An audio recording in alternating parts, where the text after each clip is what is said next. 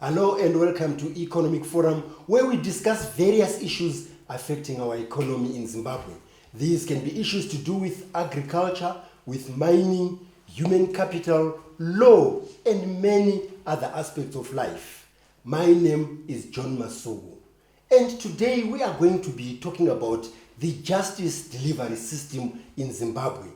It is very important because when we lure investors, this is one of the issues that they look at, whether we've got a good justice delivery system. They will make reference to freedom of expression, to human rights, and so forth. So in order to unpack all that and understand how we are running our justice system in order to be a viable business destination, we've invited Mrs. Vimbai Nyemba, who is the Permanent Secretary for the Ministry of Justice, Legal and Parliamentary Affairs. Ma'am, welcome to Economic Forum. Thank you for having me. Yes, we really are delighted because you are going to be telling us about what the ministry is doing to make sure that Zimbabwe actually has a lot of investors because of that confidence, especially through the justice system. Just an overview of what the ministry does before we look at other sections. The major role is that we are the administrators of justice in Zimbabwe. We also do legal research. We also do public awareness of the law, of the constitution. We also ensure that people's rights, proprietary rights are in place. We also make sure that we incarcerate the unwanted members, and we actually take them through a process of changing their lives and make them better people for the future.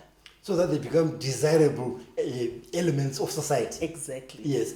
When we talk about the justice delivery system, just to understand, we also hear about other sections like the Prosecutor General, the Attorney General, and other bodies. Do they also function under the same ministry, or they are standalones? They are standalones. You remember that we've got this principle of separation of powers. Yes. Okay. We want the judiciary to be independent.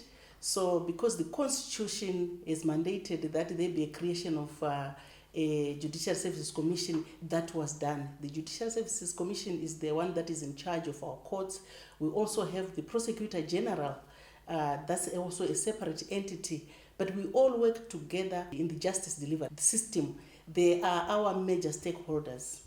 At times when people are discussing and writing in different media, one gets the idea that maybe here and there may be challenges with our, constitutional democracy.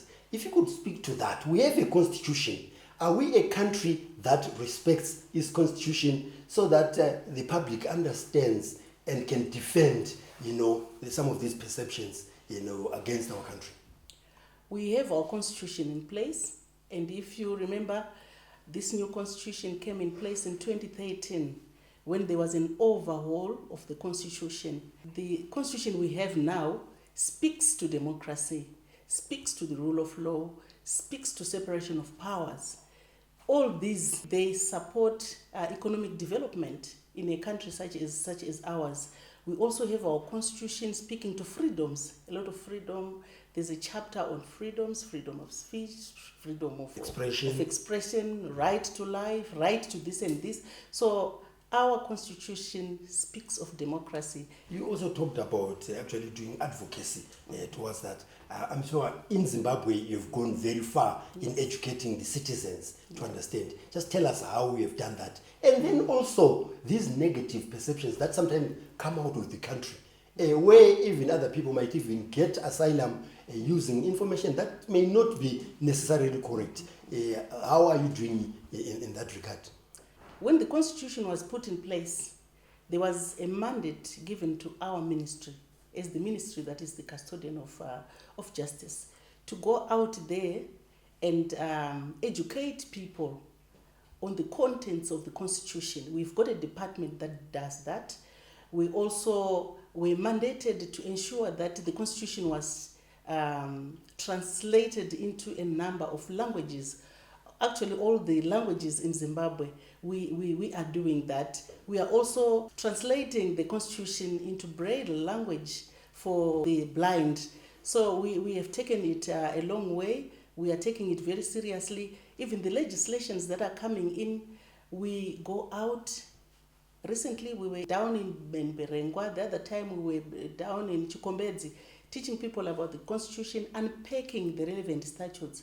Each time that a law comes in place, we make sure that our ministry has to send people out there to teach people, to discuss. Even when the laws, before the passing of the laws, we have to educate, to get the buy-in of the people, to find out what they think. We also train. We have to train even our officers. We even train people in the rural areas to train others to understand the content of the law. I know that there are so many people who have sought asylum using information that is not in existence at all. We are a constitutional society, a constitutional nation. We observe the integrity of our constitution. That's Mrs. Vimbai Nyemba, who is the Permanent Secretary for the Ministry of Justice, Legal and Parliamentary Affairs. Today we are focusing on the justice delivery system in Zimbabwe because it is very important when investors come in or when they make inquiries about coming to Zimbabwe that they are confident that there is security of tenure, that there are human rights and many other things which the ministry promotes and tries to safeguard. So join us in the second segment of Economic Forum.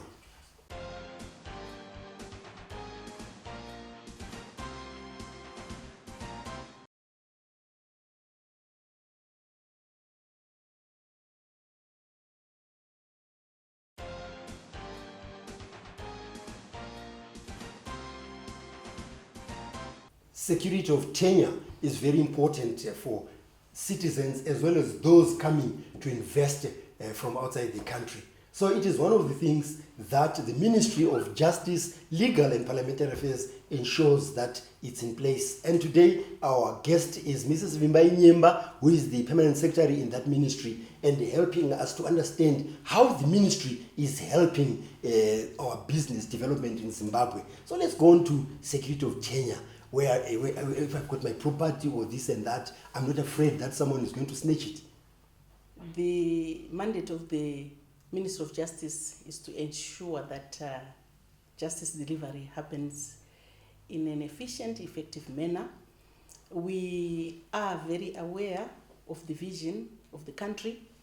We are very aware that investors can only come in a space where the laws support investment, where there is peace and tranquility, where there is the rule of law. So the law tries so much to address those issues. Zimbabwe is a destination for business. The President, His Excellency, preaches on Zimbabwe's business mantra. And that we're open for business. We are open for business. And for that, as an enabler, the ministry tries to put in place a number of laws that allow investors to come in. Like recently, or in 2018, there was the promulgation of the Companies and Other Business Entities Act, which came in to undo the old law and to ensure that the new law is actually sensitive of our vision as a country, where we want to go, and that we want to lure investors. It speaks so much of transparency, accountability, good governance, and how companies should be managed. So as ministry, we are very happy to say Zimbabwe is open for business. The laws are enablers. And in terms of proprietary rights, speaking of property, I think issues of tenure, we have security in Zimbabwe. Recently, I think you heard the promulgation of the e-government policy. We have adopted it as well as a ministry. Our department, our deeds registries department is going all the way to try and ensure that properties are safe.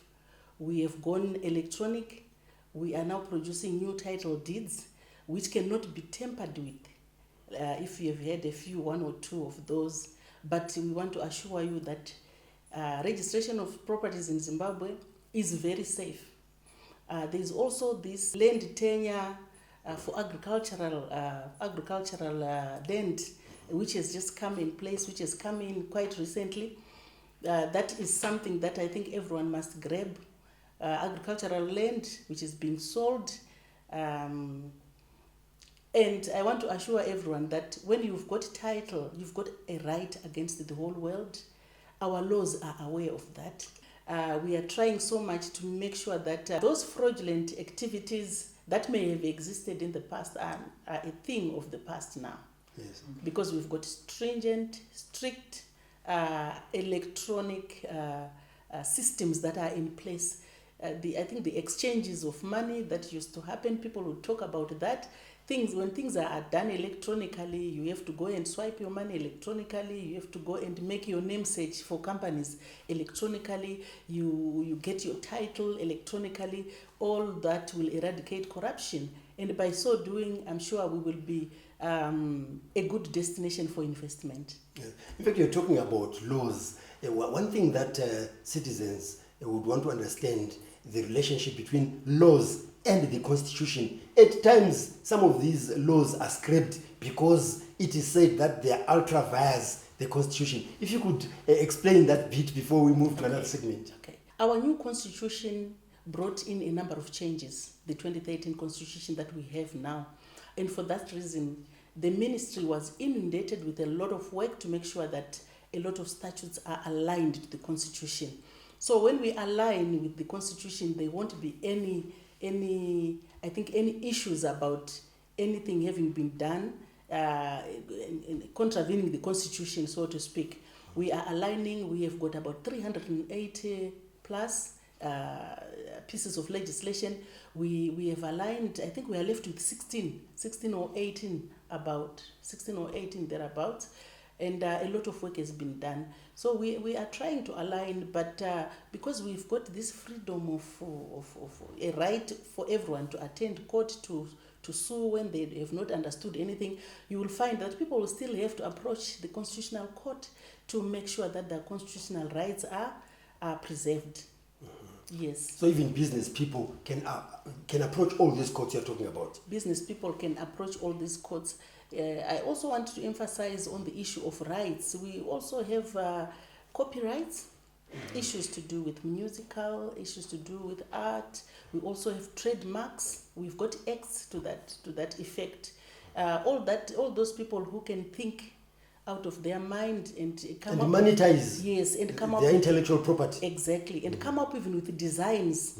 You know, we are encouraging that in Zimbabwe, and the law is there to protect them.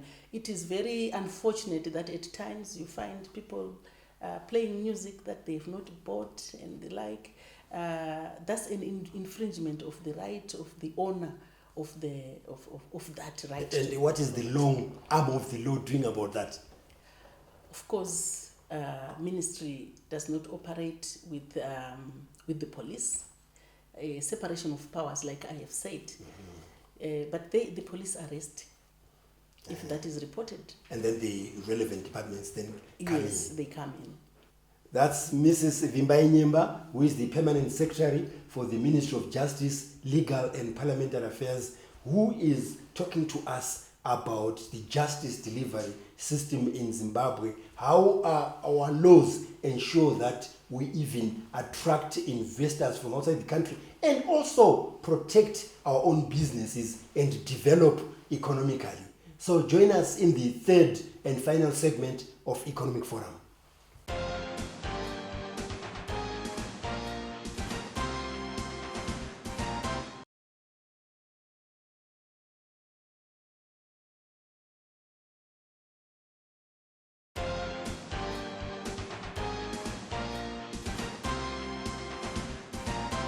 Well, the Ministry of Justice, Legal and Parliamentary Affairs has to coordinate many other departments that are related to it in order to ensure that there's rule of law, human rights, and other issues that make us have good justice delivery systems. And our guest here, Mrs. Vimbai Nyemba, is explaining all those things in order for us to understand. But that is a mammoth task that you have. You coordinate so many legal issues. How do you do that? As a ministry, we've got a number of departments. We've got a department that does research and policy. We also have got a department that looks into law development. We've got a department that looks into legal aid. Another department looks into other things, other different things.